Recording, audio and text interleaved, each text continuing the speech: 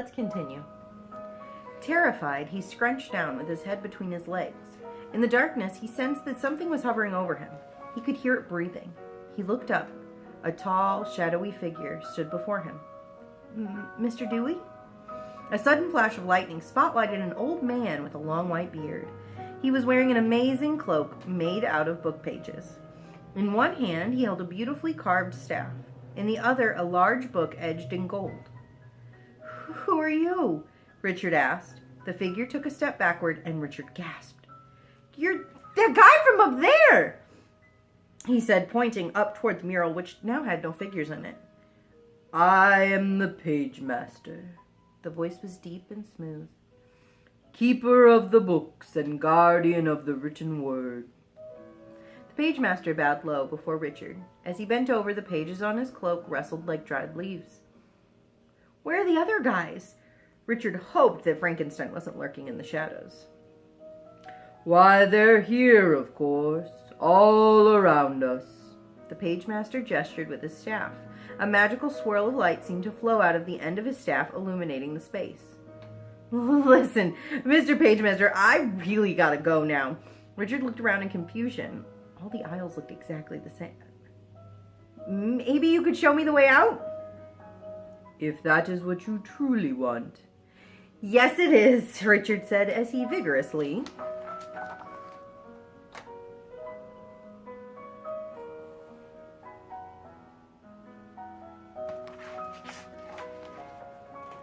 shook his head up and down in agreement. "Splendid!" The Pagemaster spun around and walked across the rotunda. "Follow me." "This is the way out?" Richard asked nervously. The Pagemaster stopped, turning back toward Richard. "It is the only way," he answered very seriously. Then with his staff he pointed up to a sign, Fiction A to Z, which hung over a section of the book stacks.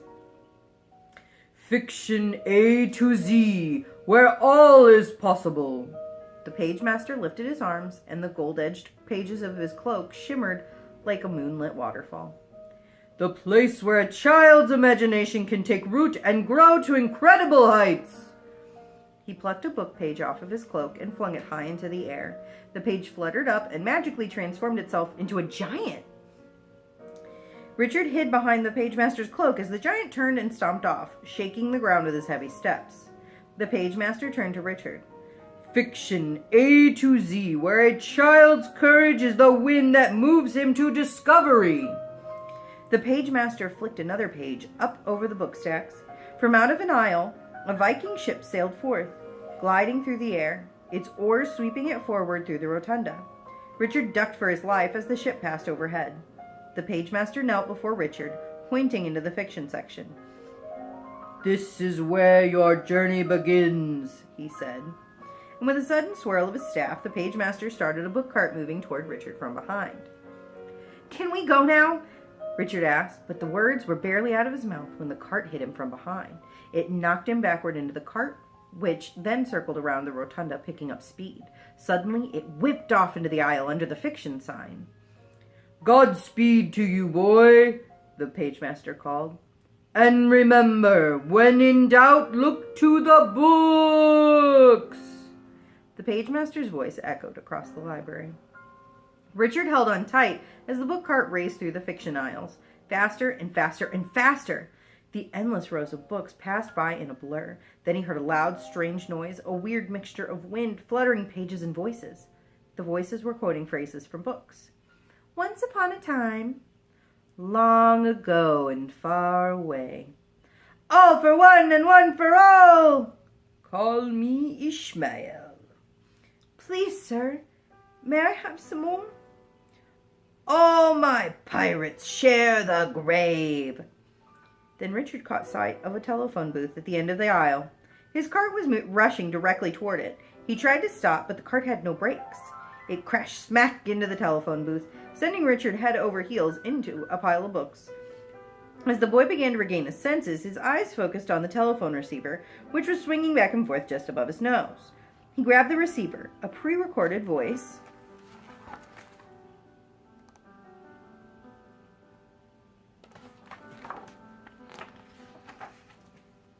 filled through the line. Due to the storm, all lines have been temporarily disconnected.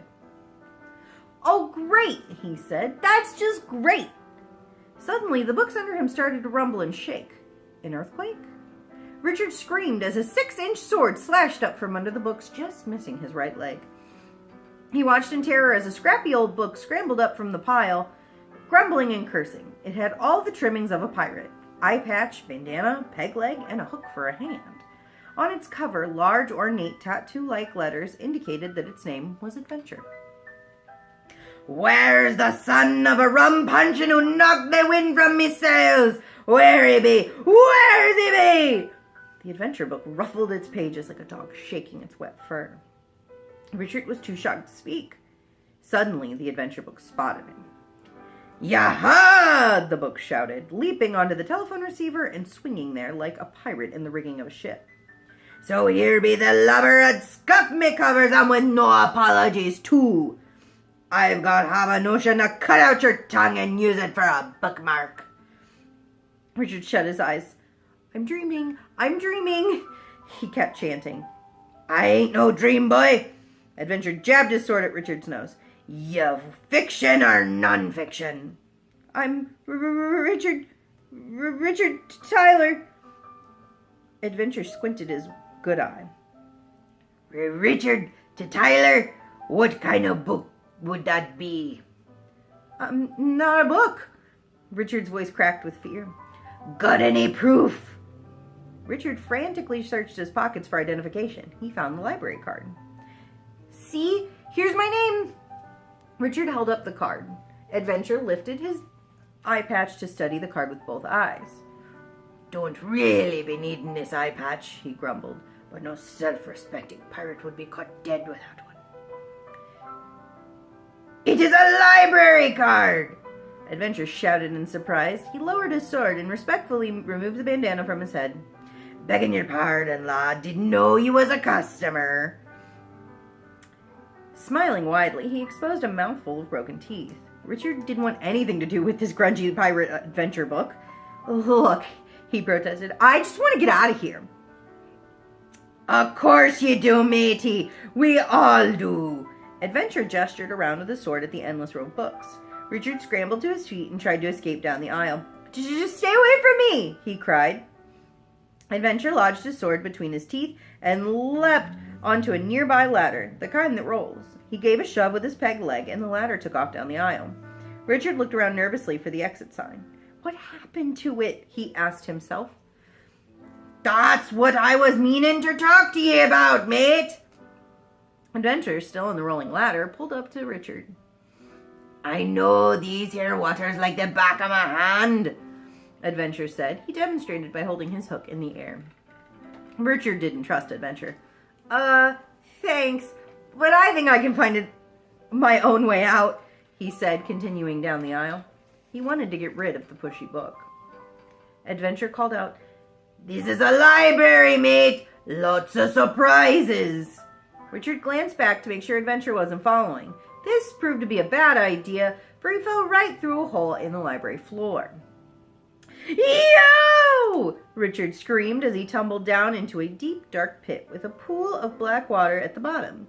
Just as he was expecting to hit the water with a big splash, a huge anchor swung down and caught him between the legs. The anchor began to swing back and forth across the pit. Suddenly, Richard heard a strange noise. It sounded like a clock ticking. But what would a clock be doing down here? He soon found out. A giant alligator shot up out of the water and opened its powerful jaws, ready to snap at him. Looking down, Richard saw that an old alarm clock was wedged inside its throat.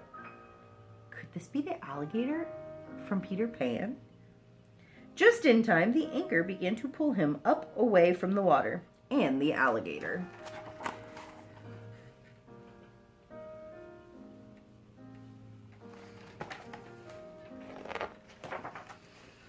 Richard breathed a sigh of relief. Help had finally arrived. He jumped off and collapsed on the library floor. Standing over him was his smiling rescuer, Adventure.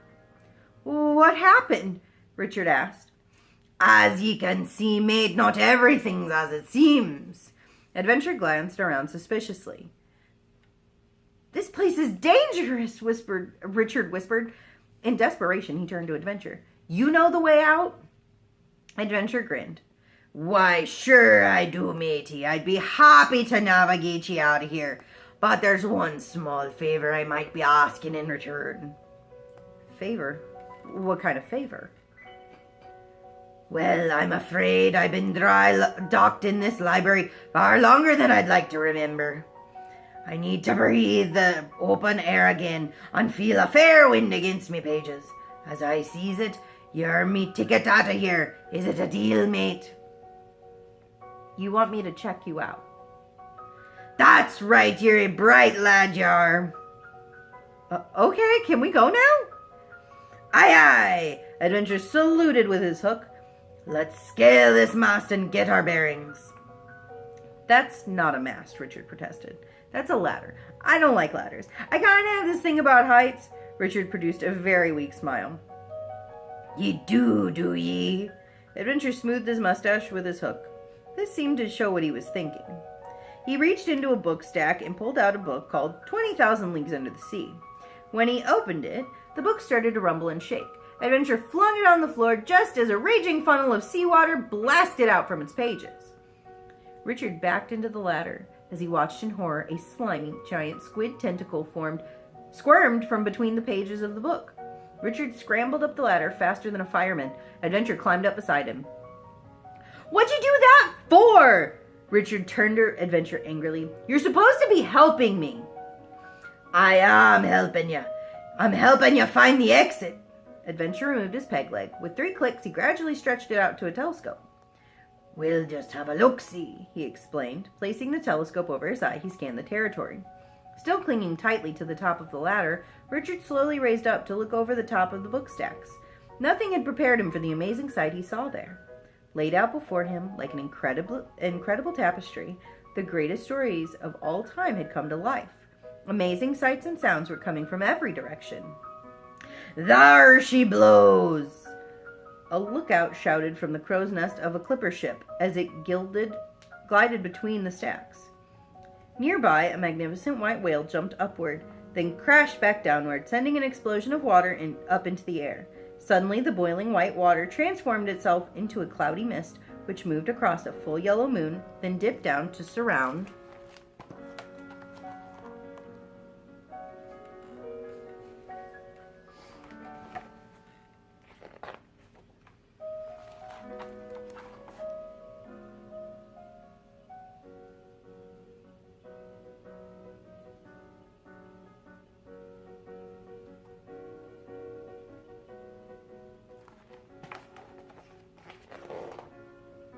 a scary old house. A bolt of lightning highlighted a tall tower that rose above the house. A shadowy swarm of bats came flying out of it. Richard ducked as the bats flew over his head in a blind fury. When he turned to watch them fly off, they turned into huge pterodactyls.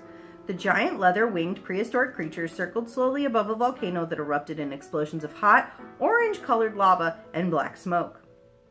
Looking in another direction, Richard spied a boy in a white turban perched aboard a flying carpet. He was swooping and gliding around the tall minarets of ancient Agrabah. Then, above the distant horizon, an odd greenish light appeared. Richard pushed up his glasses and strained for a better look. Abruptly, he snatched the telescope away from Adventure and slowly brought the green glow into focus. I see it! I see it! The boy shouted. Through the lens of the telescope, Richard had spotted the precious exit sign. Just then, the ladder started to shake. Richard gave Adventure an angry look. Hey! Stop messing with the ladder! Don't tell me! Adventure pointed down. Tell him! Not far from the end of Adventure's finger, a giant squid tentacle was beginning to slowly weave its way up the ladder. Ah! Richard screamed. Adventure snatched back his peg and leapt across the aisle to the opposite stack. Catching a shelf with his hook, he swung himself up. Jump, boy! He shouted back at Richard, but Richard was too frightened to move. He had climbed the ladder as far as he could. If he tried to go back down, the giant squid would get him. Jump!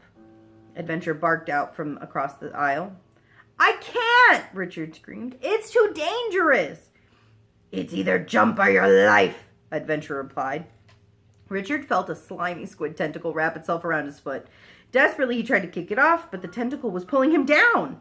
In his panic, he kicked the shelf, and the ladder began to roll away from the book stack and fall toward the other side of the aisle. Whoa! Richard smashed into the opposite stack. Though he scrambled to stay on the ladder, he only managed to grab a book, which slid right off the shelf. Both Richard and the book started to fall, but instead of crashing to the ground, Richard suddenly seemed to be floating through the air. The book he was holding had sprouted wings and was gently lowering to the floor. The book did not look happy.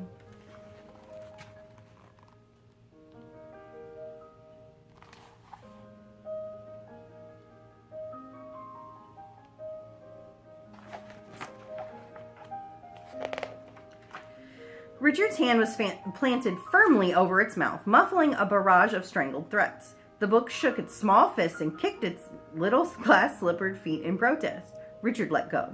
The book gasped a few times, trying to catch its breath, then it began to scold. "What do you think you're doing grabbing me like that?" Richard looked up. Hovering just above him was an angry fairy book, complete with wand, crown, and pixie dust. Scripted in gold letter on the side of her satin cover was the title, Fantasy. "Well, I was just," Richard stammered. "A likely story." Fantasy fluttered down to the ground. Yanking up her drooping bloomers, she smoothed out her clothes. Richard watched in astonishment. "Who are you?" "Who do I look like, the Tooth Fairy?" "Well, don't answer that," she ordered. Using her wand as a pencil, she spelled out her name in the air with pixie dust. Richard read aloud. "Fantasy." "Oh, you can read. How refreshing." The pixie dust spilled onto the floor. Now Fantasy used her wand as a vacuum to suck back the shimmering dust. "You wouldn't believe how expensive this stuff is," she explained. She looked down and noticed Richard's card on the ground. "What have we here?" She picked up the card and examined it. "A library card! Why, I haven't seen one of these in, well, a long time." She glanced up at Richard. "Look, I gotta go." Richard started to move down the aisle. "Somebody was showing me the way out, and I think I kind of lost him." Fantasy fluttered in front of Richard. "Not so fast! Tell me, what's the one thing that you wish for more than anything in the world?" That was easy. Richard wished he could make his father proud of him, but he figured the fairy probably wasn't offering miracles, so he decided to ask for something more practical. "Right now, I'd settle for getting out of here." "Honey, I'll grant your wish, but you've got to do me one small kindness in return." "What is it?" Fantasy grabbed Richard's collar in desperation. "You gotta check me out of here! I've been on that shelf so long, my wings are wilting!" "That's easy," Richard thought. "Okay," he said. "What are we waiting for?" He stood up straight, pressed his hands to his side, and shut his eyes tight. But nothing happened. He squinted one eye and looked at Fantasy. "Do I have to click my heels or something?"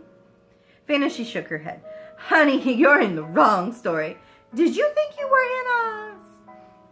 High above them, Adventure was climbing over the top of a book stack. He spied Richard talking to Fantasy. "Hold on there, sister!" Adventure shouted. "The lad's with me." "Do you know that short story?" Fantasy asked Richard. "Yeah, he's Adventure." "Honey, that's what they all say." "I heard that!" Adventure was furious. "I'll have ye know I'm a classic!" "A classic misprint," Fantasy shouted back. "Why, you old sea hag, I'll rip out your pages and use them for..."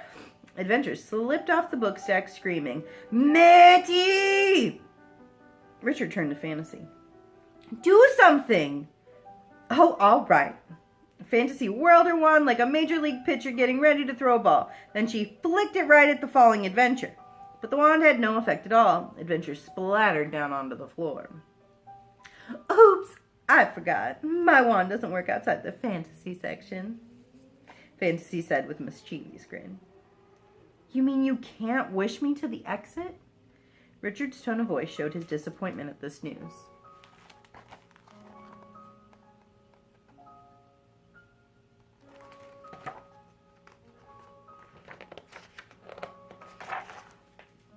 Adventure picked himself up and ruffled his pages. I'll bet she's never even seen the exit. Not once since she's been here. Fantasy fluttered up nose to nose with Adventure. I've seen it more times than you have, Shorty. The exit's just beyond my fantasy section. I can see it from the very top of Rapunzel's tower.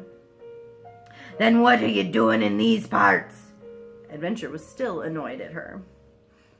I've been misshelved, but that's all over now that this young Prince Charming has come to check me out. Fantasy grabbed Richard's arm and pulled him away. My good eye he is. The lad's checking me out. Adventure grabbed Richard's other arm. Come on, boy. Adventure started to pull Richard off in the opposite direction. Fantasy took a deep breath, swelling up her pages, then clapped them shut. A blast of pixie dust sprayed into Adventure's face. Achoo! Man-sized sneeze shot him backwards into a book stack. Oomph! Adventure was sprawled upside down against a book stack. Glaring at the fairy book, he grumbled away to himself. Fantasy, ha! She's a bloody nightmare. Fantasy nudged Richard down the aisle. Come on, honey. That old adventure book's no help. He doesn't even know where we are now. Adventure hopped up. Bilgewater, of course I know where we are. We're... Adventure had to think fast because actually he didn't have the slightest idea where they were. Turning to the bookshelf, he pulled out a book entitled The Hound of the Baskervilles. We're in Baskervilles, he shouted. Have a look-see. He handed the book to Richard. Without thinking, Richard opened it. A huge, snarling dog's head thrust out from inside the pages. Richard screamed and tossed the book to Fantasy, who tossed it to Adventure. Not having anyone else to toss it to, Adventure dropped it on the floor. The mad dog was beginning to pull itself from out of the book. Run! Richard shouted. Together they took off down the aisle in a screaming panic. Richard stumbled over a book cart, sending a batch of books flying into the air. One of the books flipped open as it hit the floor. Gunshots rang out. A posse of cowboys galloped up out of the pages and took over the chase from the hound. Richard ducked as bullets whizzed overhead. One bullet hit a book and knocked it off the shelf. It fell open. There was a loud blast from a steam whistle. Then a full-size train suddenly charged up out of the book, filling the aisle with steam and sparks. Orient Express was printed on the side of the engine. Richard and his friends ducked around a corner, right into a dead end. The train was headed straight for them. Terrified, Richard leaned back against the stack. There seemed to be no escape. Accidentally, his hand pushed in a book. This caused the bookcase to swing around. In a flash, they escaped from one aisle into another, even stranger world.